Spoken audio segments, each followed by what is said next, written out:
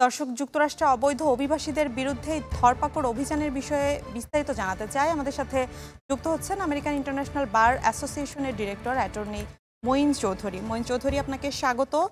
যে বিষয়টি জানতে চাই, অবৈধ ভারতীয় অভিবাসীদের প্রথম দফা আজ দেশে ফিরেছে। সেখানে অবস্থানরত নথিপত্রবিহীন বাংলাদেশিদের অবস্থা আসলে কি এই মুহূর্তে? খন্দকার, আমি যে কথাটা সবসময় বলে থাকি, এইখানে অবৈধ ২ প্রকারের। ১ম হচ্ছে যারা অলরেডি রিমুভাল অর্ডার যাদের নামে পেন্ডিং আছে, তাদের কিন্তু আর জাজকে দেখার সুযোগ নাই। কেউ হয়তো ২০০৫ সালে, ১৯৯৯ সালে, ৯৫ সালে ডিপোর্ট হয়ে গেছে। They should leave the country anyways. কিন্তু তারা যায় নাই কারণ তাদের অবস্থা ছিল ভিন্ন। তাদের মাইনর চিলড্রেন ছিল অথবা ফ্যামিলি থেকে তারা যাওয়ার সুযোগ পায় নাই। এদেরকে কিন্তু ফার্স্ট ট্র্যাক এ নিয়ে আসা হবে। যেই দেশেরই হোক না কেন, তাদেরকে ১ম সারিতে ডিপোর্টেশন লিস্টে তারা আছে। তাদেরকে যদি অ্যারেস্ট করা হয়, তাদের আর কোনো রিমুভ করার সুযোগ নাই। তাদের যে মোশন টু রিওপেন একটা মাত্র অপশন থাকে। কিন্তু এই ক্ষেত্রে এই সুযোগটা খুবই সীমিত। আবার যারা এদের মধ্যে অনেকেই আছে যারা ধরেন কোনো ফাইল করে নাই। তাদের ক্ষেত্রে সমস্যা হচ্ছে তাদের যদি ২ বছরের আগে এই দেশে এসে থাকে এবং যদি নথিপত্র ছাড়া ঢুকে থাকে, কোনো আইডেন্টিটি না থাকে, তাদেরকেও এক্সপায়ারি রিমুভালে নিয়ে আসা হয়। এখন প্রশ্ন হচ্ছে কাদেরকে চার্টার প্লেনে অথবা সামরিক বিমানে পাঠানো হচ্ছে। ইন্ডিয়ানকে যেমন C-17 এয়ারক্রাফট পাঠানো হলো প্লেনে। তো এখানে যাদের কোনো আইডেন্টিটি সরকার নিশ্চিত করতে পারে কিন্তু তাদের হয়তো ট্রাভেল ডকুমেন্ট নাই।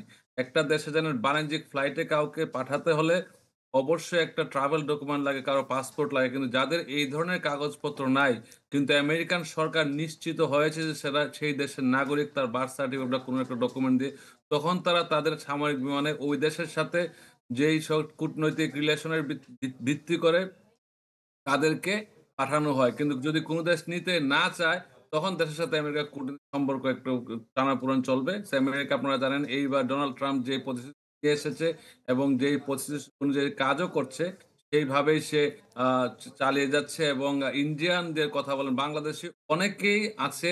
একটা জরিপে দেখা যায় যে more than 8,000 এর উপরে আছে যারা already deportation order pending. Already তাদের ডিপোর্টেশন অর্ডার হয়ে গেছে। তারা এখানে ফিজিটিভ হিসাবে আছে।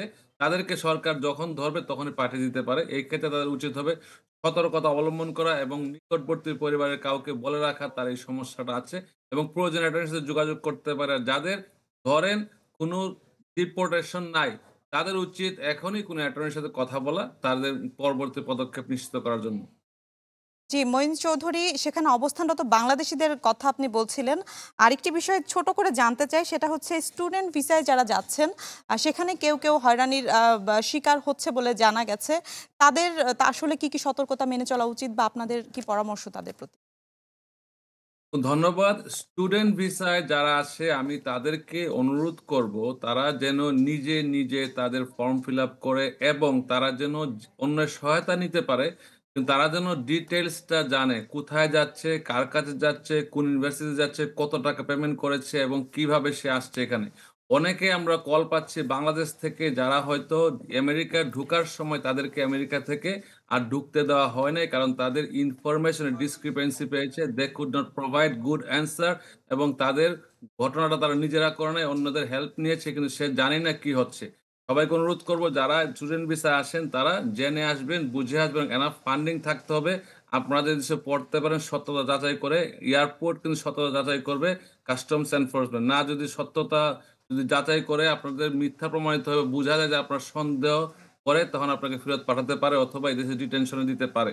তো এক্ষেত্রে আপনাদের আরো উচিত হবে যদি যারা এখানে অলরেডি স্টুডেন্ট ভিসায় আছেন, তাদেরকে আমি রিকোয়েস্ট করব আপনার স্টুডেন্ট ভিসাটা অবশ্যই স্ট্যাটাস মেইনটেইন করবেন। যদি স্ট্যাটাসের ১ দিন বাইরে চলে যান, তাদের কিন্তু সরকার অ্যারেস্ট করতে পারে এবং অ্যারেস্ট করে ডিটেনশনে পাঠিয়ে দিতে পারে। এটা কিন্তু বর্তমান এক্সিস্টিং ল। ডোনাল্ড ট্রাম্প কোন নতুন আইন তৈরি করে নাই। কিন্তু এই এক্সিস্টিং ল গুলা সে এনফোর্স করার জন্য চেষ্টা করছে। এই প্রতিশ্রুতি দিয়েই আমেরিকান জনগণ তাকে এবার ভোট দিয়েছে। বিপুল পরিমাণ ভোটে সে নির্বাচিত হয়েছে। কিন্তু আপনারা স্মরণ রাখতে হবে, আপনারা এই দেশে আসলে দেশের আইনটা ফলো করার চেষ্টা করবেন, আইন মানবেন, তাহলে আপনার সমস্যা হবে কম। এবং সবাইকে আরো অনুরোধ করব আপনারা কোন ক্রাইমে জড়াবেন না। কারণ এই দেশে এখন যে নতুন একটা আইন হয়েছে, ডোনাল্ড ট্রাম্প সাইন করেছে জানুয়ারি 29 তে Laken and Riley Act sign করেছে, কংগ্রেস সিনেট অনুমোদনের সাপেক্ষে সাইন করেছে।